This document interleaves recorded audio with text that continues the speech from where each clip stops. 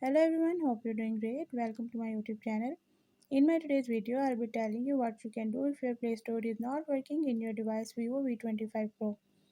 So if you're having problems with your Play Store like it is unable to install or uninstall your apps, you can fix it by following the few steps which I'll be telling you in my today's video.